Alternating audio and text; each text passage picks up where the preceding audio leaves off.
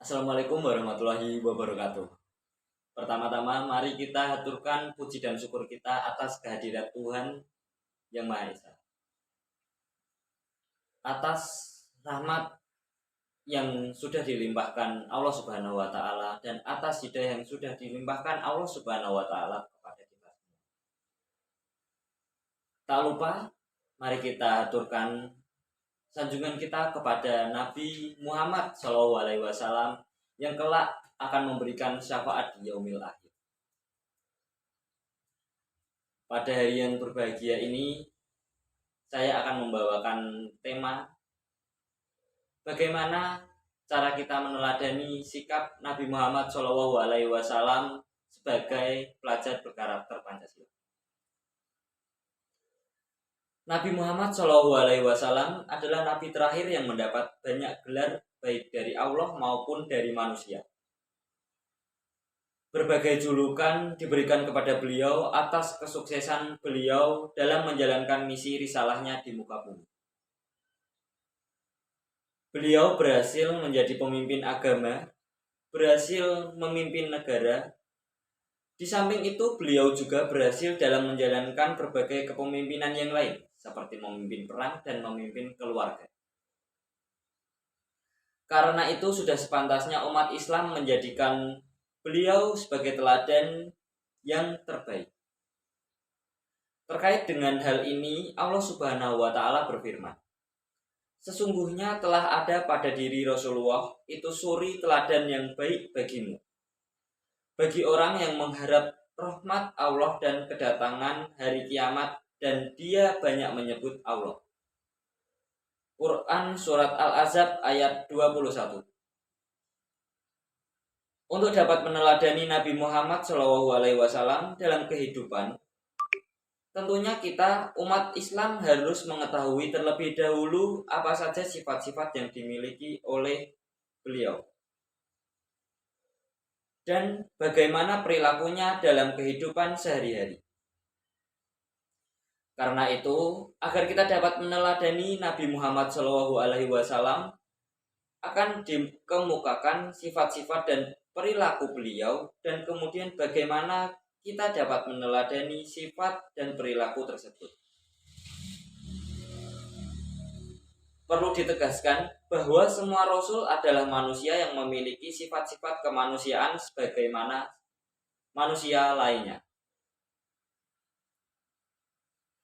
Sifat-sifat yang pasti dimiliki oleh Nabi Muhammad SAW maupun para nabi dan rasul lainnya adalah sidik. Yang pertama adalah sidik. Sidik yang berarti jujur.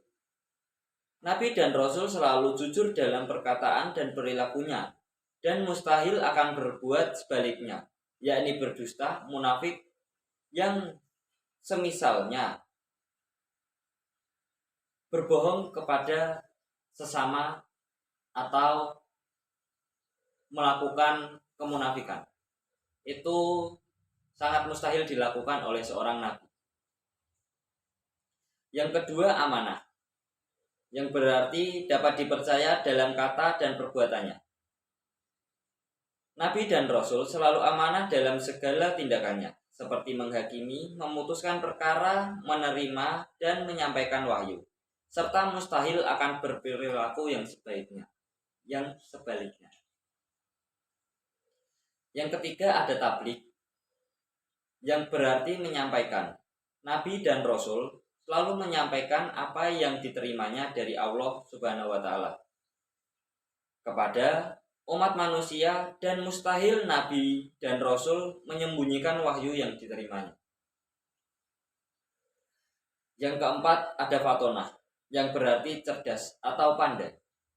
Semua nabi dan rasul cerdas dan selalu mampu berpikir jernih sehingga dapat mengatasi semua permasalahan yang dihadapinya.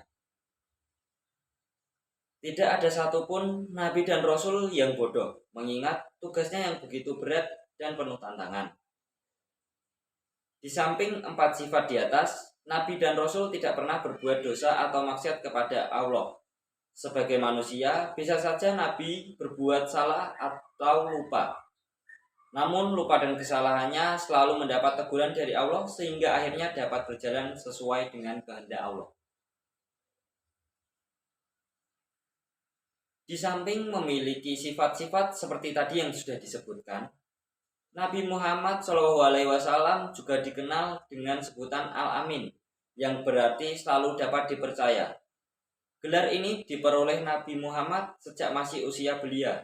Dalam kesehariannya, Nabi Muhammad belum pernah berbohong dan merugikan orang-orang di sekitarnya.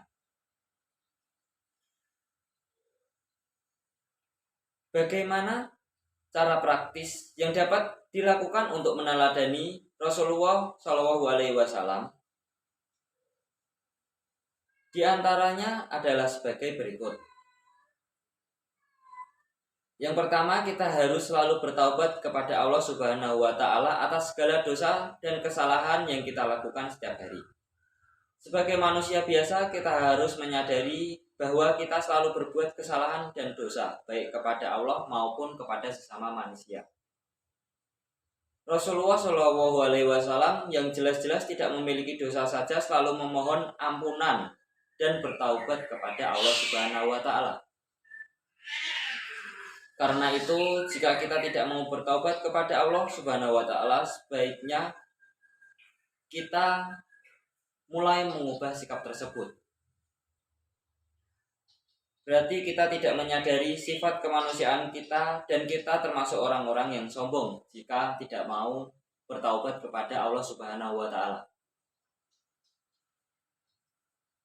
Yang kedua, sedapat mungkin kita harus dapat menjaga amanat yang diberikan oleh Allah kepada kita selaku manusia. Amanat apapun yang diberikan kepada kita harus kita lakukan sesuai dengan apa yang dikehendaki oleh pemberi amanat tersebut. Jangan sampai kita menyimpang dari aturan-aturan yang sudah berlaku sesuai tuntunan Al-Quran.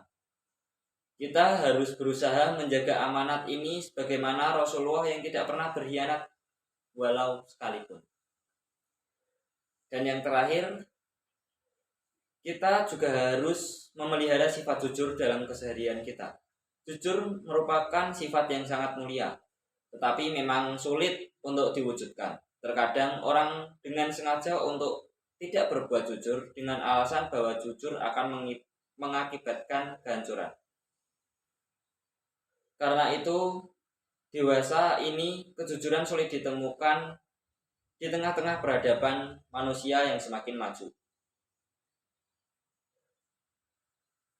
Di negeri ini tidak akan terlalu sulit untuk menerapkan dan mewujudkan kejujuran di tengah-tengah masyarakat.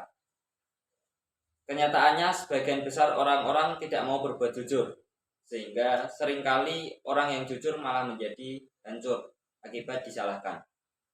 Rasulullah selalu berbuat jujur, tidak hanya kepada para sahabatnya, tetapi juga kepada lawan-lawannya. Dan inilah yang merupakan kunci keberhasilan Rasulullah dalam misi risalah kenabiannya.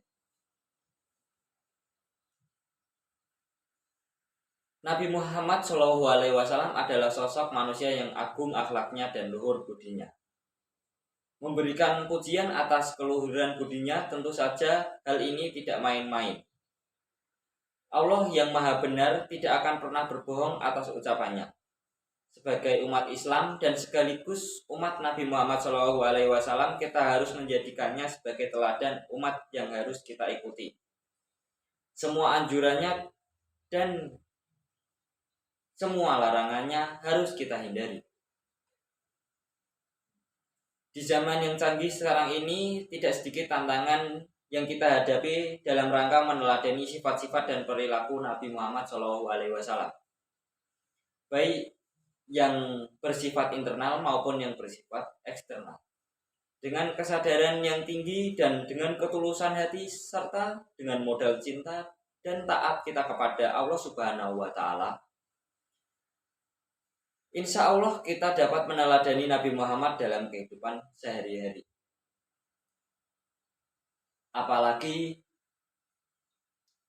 secara demografi, populasi remaja di Indonesia terdapat sekitar 26,7%, yang mana remaja-remaja tersebut nantinya akan meneruskan dan melanjutkan cita-cita bangsa.